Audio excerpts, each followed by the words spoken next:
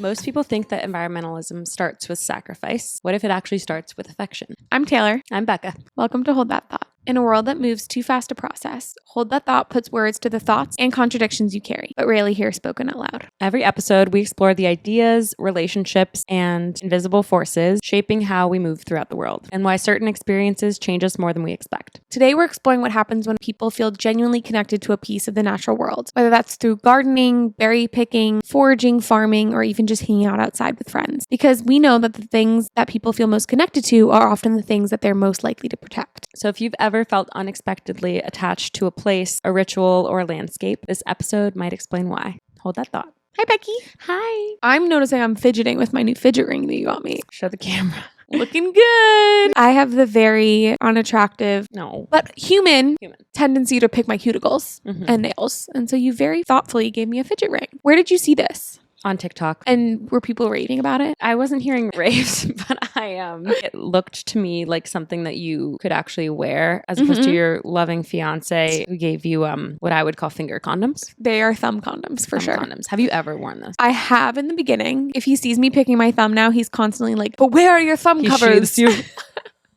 I'm like, I threw those things out a long time ago. How was your day? It was one of those days where I was like head down pretty much the whole time and was pushing off these errands I had to run. But then I did 2 of my errands and I hopped on the treadmill just to sweat a little, which I'm not usually someone who craves that, as you know, but I was just really feeling how cooped up I was today. So I was proud of myself for that. Yeah. Just to move my body. How about you? How was your day? I also started my day with movement, and I was reminded a friend of ours is going through CBT for anxiety, and she was telling me about how like the big 3 for if you're feeling particular anxiety is to get out of your head by moving, by dunking your head in cold water, like an ice bucket. Yeah.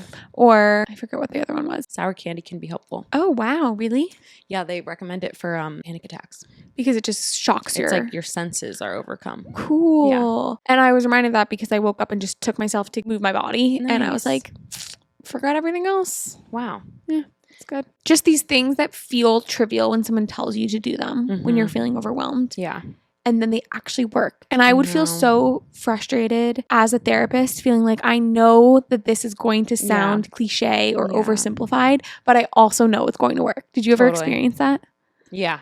But also it's like pot, meat, kettle. Because I'm so bad at, I know cognitively exactly how to get myself out of a rut. It's like human nature, at least for some of us, to resist what we know. Yeah, totally. You want to intro the topic for today? Yeah. So today we're taking a different route for our topic. We are talking about something that came up in conversation with a friend recently in the past few weeks, and it just felt right for a pod topic. So the question was, a friend of ours whose parents had recently moved to the country and was acting deeply involved with the land in a way that they'd never done before. They were city slickers, moved to the country.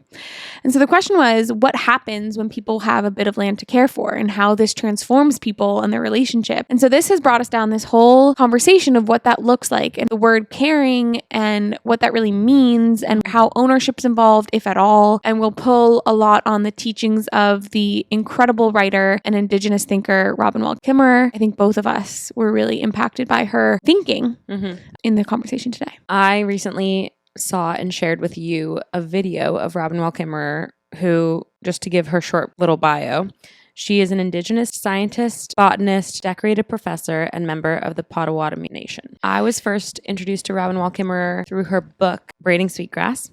When I was working at the school, I've talked about a lot. It's an independent school where students come for a semester and then they leave. Because it's an independent school, we're able to create curriculum that's maybe more exploratory than your average high school standard curriculum. That meant that we were able to teach a text like Braiding Sweetgrass because part of the tenets of the school was all curriculum was related to the Maine coast and ecology and the people native to New England. I loved this program so much because students were living in cabins with wood-burning stoves. They didn't have their phones for the whole semester. and they really had a lot of space to explore and roam free on this peninsula. I co-taught braiding sweetgrass with my mentor teacher, and it perfectly aligned with the ethos of the school. Two of the most important pillars were encouraging students to develop a sense of self and a sense of place. So everything we assign or every text we would look at would have to pass that test, essentially, that it would be fulfilling one of those. So we would have class outside, and students would have a field journal they would have to complete, which was like a writing exercise with a prompt. They had to do that alone in the outdoors somewhere each week. And what I loved was seeing through Robin Wall Kimmerer's work and through other writers like Thoreau, Emerson, how those authors and their view on the natural world inspired students' journals over time and the depth with which they could see the place we were living in. It's partly Quaker inspired as an institution, so students and faculty alike would do farm chore rotations. So getting up early during lambing season, you have to sign up you could sign up for a shift in the middle of the night to go and check if the lambs had lambed. If the lambs had lambed. And we had work program that faculty and students were doing together where we would tend the campus. And I was just so grateful to have the opportunity myself to be a part of something like that and to develop this connection to land, especially after 2 years there. It will always have a special place in my heart. And it's so meaningful to me to be able to provide that type of education and experiential learning for young people. I think it sets you up to have a reverence for nature, as we'll talk about today. The more connected you feel to nature, the more likely you are to want to protect it. Yeah. Recently, I came across a video of Robin Wall Kimmerer talking about the importance of berry picking and small access points in nature and how that can develop. Do you want to play it? Yeah, let's play it. I sent it to you because we like the same stuff. You were just as jazzed as I. How are we going to fall in love with the world if you don't pick berries? Right? That's the gateway.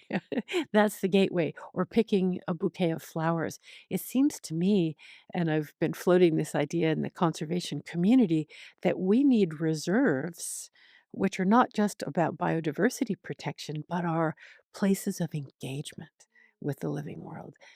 There needs to be parks that are set up for berry picking or for sweetgrass harvesting so that we come to love the world again. Oh, it's so good. So good. I think you and I talked about how accessible that is. Like the barrier to entry there is so low. Yes, totally. It would be easy to look at that and think that's so trivial. But for someone with she blends indigenous ways of knowing and relating to the land with Western science.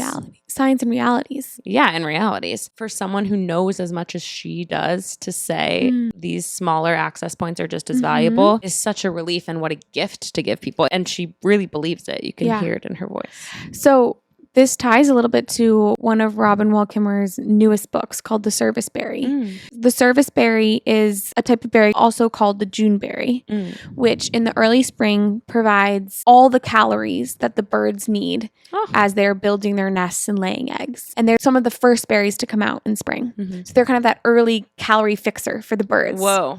And she talks about how it is this incredible thing that the berry trees, the service berry trees, fix the carbon and sunlight and turn it into calories, these sugars and fiber that the bird can actually use. The bird can't use the carbon. The bird can't use the sunlight, but the bird can use these gifts that the tree works to turn into something the birds can use. Yeah.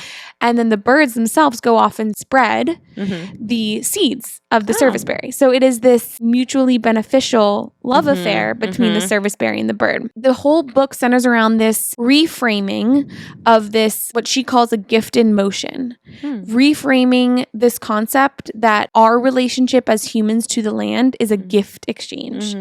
The berries to the birds to the tree.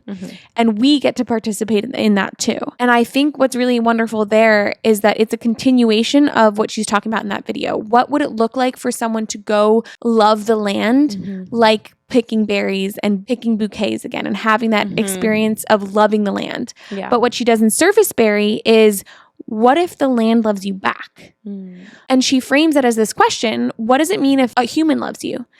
They nurture you, they feed you, they care for you. Isn't the land doing that for us every single day? So when you're going to pick berries in like a blueberry patch, it is simple. Blueberries for Sal. But it's a reframing of like, look what the land is giving me. And I can love this thing because it's loving me back. And it's this reciprocity. A quote from the book is, to name the world as gift is to feel your membership in the web of reciprocity. And I think we have this concept that like, we must love the land, and we don't understand what that means until we would have to reframe this concept of like, we are of it. Right. Like, we are a part of this web of reciprocity. We can love it the same way we would love our sister. Yeah. And I know that sounds vague, but she makes it really literal by saying, if you're going and taking of the land and the food you eat inside your mouth, that is the land giving back to you. Right. I believe she would claim this, and she probably has. We're trying to return to our natural selves, which do have that innate connection to land.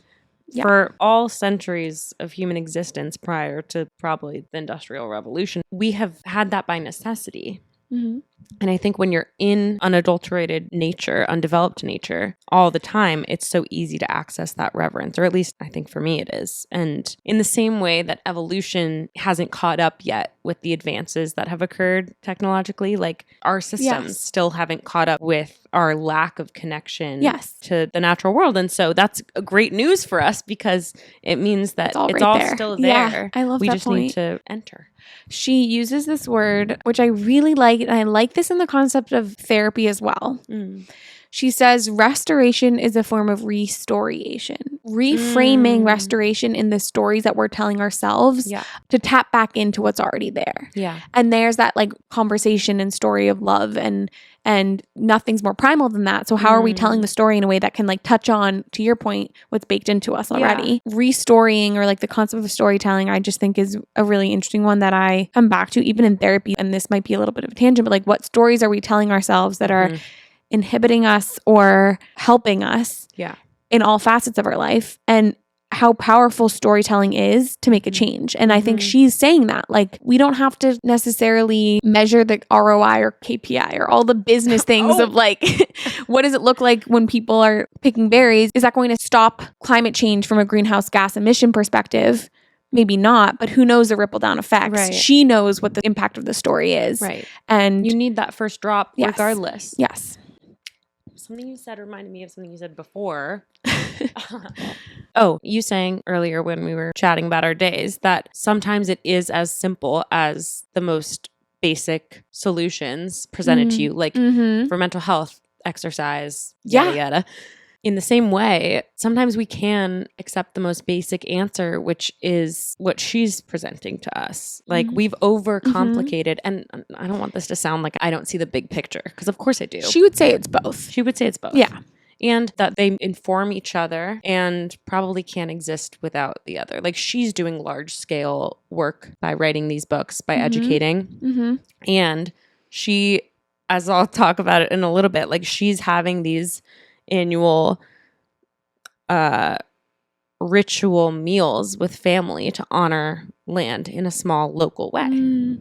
Should I get into it? Yeah, tell me more. One of her central theses in Braiding Sweetgrass, one of her earlier books, is that humans are meant to exist in harmony with our ecosystems. And that, as you said, that dynamic should be one of reciprocity rather than extraction. One of my favorite chapters of hers was, I think it was called The Three Sisters, which is this ancient indigenous companion planting method that involves corn, beans, and squash. In this method, each of those three plants thrives better than they could ever alone.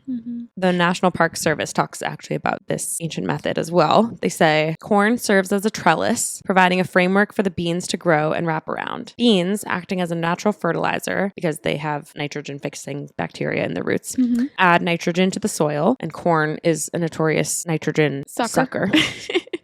Which benefits the growth of the corn and squash. Squash is typically planted between the corn and beans, and its ample leaves serve as a shield, blocking heat, retaining soil moisture, and suppressing weed growth. This one's from Robin. For millennia, from Mexico to Montana, women have mounded up the earth and laid these three seeds in the ground, all in the same square foot of soil. When the colonists of Massachusetts, whoa. Holy shit. It's so hard. Maybe I should have a native say it. Massachusetts. Come on, that was good. I said that the so Massachusetts shore first saw indigenous gardens, they it's so crazy. It's crazy. They inferred that the savages that's her word. They inferred that those individuals did not know how to farm. To their minds, a garden meant straight rows of single species, not a three-dimensional sprawl of abundance. And yet they ate their fill and asked for more and more again. Ugh. You can tell they are sisters, Robin says, because one twines easily around the other in a relaxed embrace, while the sweet baby sister lolls at their feet, close, but not too close, cooperating, not competing. And that just speaks to what she says in the rest of the book, which is that there is this beautiful mutual interdependence in our ecosystems that we simply have to witness. They're already there. This is also a form of sustainable agriculture rather than monocropping. In August every year, this is what I was talking about earlier, Robin holds a Three Sisters potluck for her friends and family. I want to get the invite. Everyone brings traditional dishes made from the three crops, and each of those three components, so the corn, the beans, the squash, provide valuable nutrition that the others lack. And a person could not survive, she adds, on any one of them alone, but together they provide a balanced meal. That's amazing. I know. The Three Sisters offer us a new metaphor for an emerging relationship between indigenous knowledge and Western science, both of which are rooted in the earth. I think of the corn as traditional ecological knowledge, the physical and spiritual framework that can guide the curious being of science, which twines like a double helix. The squash creates the ethical habitat for coexistence and mutual flourishing. I envision a time when the intellectual monoculture of science will be replaced with a polyculture of complementary knowledge, and so all may be fed. Wow, polyculture of knowledge. I know. I want to lock that away. Mic drop. And find it everywhere. You're so cute. That is amazing. Me too. She's such a beautiful writer. She is. And it's so soulful. Like, so soulful. You can hear that and see it in that video. And it's just such a connected way of living in the world. And we would all benefit from that. It's also a joyful way of connecting to it. I think she has a term that she uses throughout her teachings, joyful responsibility. She inhabits that by having people over for dinner to relish in these gifts and bringing this joy to it. I think the word responsibility is interesting because conservation has a connotation, unfortunately, at points in our culture. And maybe not the word conservation, but maybe of this like depriving ourselves of our a sacrifice. Yes. And it's because we have been taught like the tragedy of the commons, that if we could, it's our human nature to just take. When I was first doing research on this topic a few weeks ago, when this first came up in conversation with a friend, I came across the concept of psychological ownership, which is a feeling of having a stake in something as a result of commitment and contribution. So it's the antithesis or the distinction of legal ownership. And in psychology, I would say in our American Western psychology, it was for a long time assumed that legal ownership was going to cause more motivation to protect resources from exploitation. You have a vested interest. Exactly. We are obsessed with this concept of private ownership. And it's our mindset, our Western mindset, that we're only going to protect something if it's ours. There's that tragedy of the commons. But actually, a study done showed that psychological ownership increased people's willingness to protect and oppose exploiting natural areas, especially for self-reported willingness and hours donated to preserve that place. So more people were willing to donate their time to protect something that they felt psychological ownership over legal ownership. Okay. And it might explain, this study posits, why this concept of legal ownership fails to reduce our environmental exploitation in the Western world, even though we have so often thought that that was what was going to cause responsibility. At first, when I read all of this, I was like, yes, this is it. Like, this is the berry picking. This is the flowers. It's because we have some form of psychological ownership. Your students, when you were at the semester school, they have some form of psychological connection to this place and willingness to make a connection. Over the past week or so, as I've been ingrained with Robin's thinking and way of seeing this and restoring, and in our conversation here, I still think there's a limitation there. I still think that's so through the Western lens. Like, we're still claiming ownership. We're still needing to like fit it into this. You need to feel this like inherent connection to this one place rather than this love of this entire system. Wow. It's cool to hear you change your mind about that. Yeah. Because I feel like when we last talked about it, you were feeling like this held promise. And I think it dovetails a little bit, but I still think it's a bit like, I feel like Robin's analysis and framing is wider and has so much more ability to cut to the heart than this concept. Agreed. Nicely done. Thanks. This is all reminding me of our origin story, which was berry picking in a way. It was berry picking. Oh, well, you mean our I origin knew story? you before, but Yeah, T hardly. and I got really close. We didn't really know each other. I mean, we knew each other, but I was scared you didn't like me. Right, and I felt the same. Yeah. We got our closest, and this all blossomed when we were picking strawberries for the summer on Martha's Vineyard at a farm.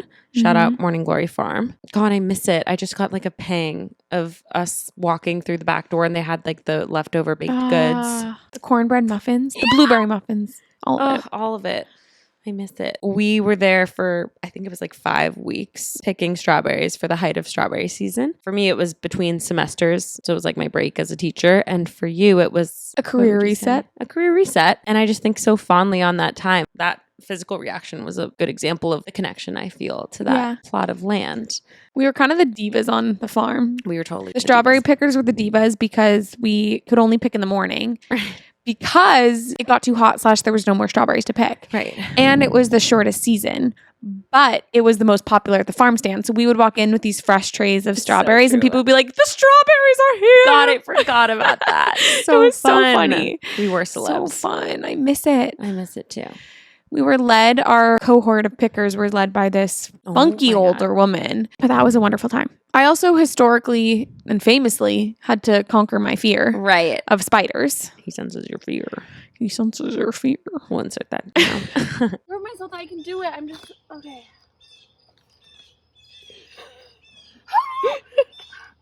Oh my God, it's such a rush. It's such a rush. Okay. Gee. Do it. 3, 2, 1, go. He's running away from me. He's not letting me take him. He senses your fear. Well, he's scared of you. Yeah, you got it. Come on. You got it. There you go.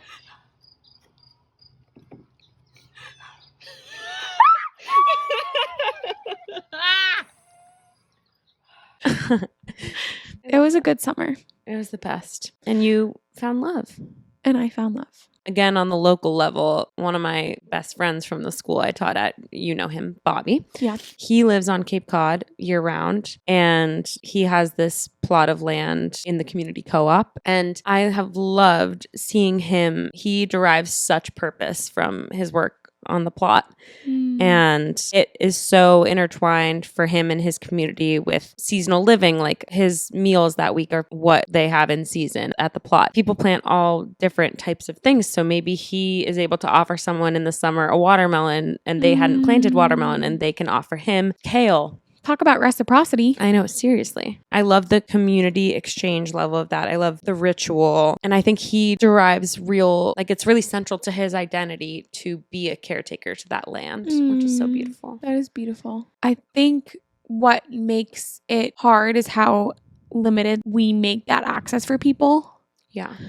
And also, I feel like focusing this conversation of like what happens when someone has a bit of land to care for was really showing like the scale of that can be really small. Yeah. And shifting the framing so that even if you don't have a community garden that you are invested in, even if you like have your tree outside your house or you have your window boxes, like there's a way in which the restoring can help frame even with the smallest of scales, which I think I like that Robin Wall Kimmerer talks about that. And also how she's trying to say like we should be making these places where anyone can come and pick berries. And national parks are where we get to fall in love with the land. Yeah. Amen. Thank you. Love you. Love you so much.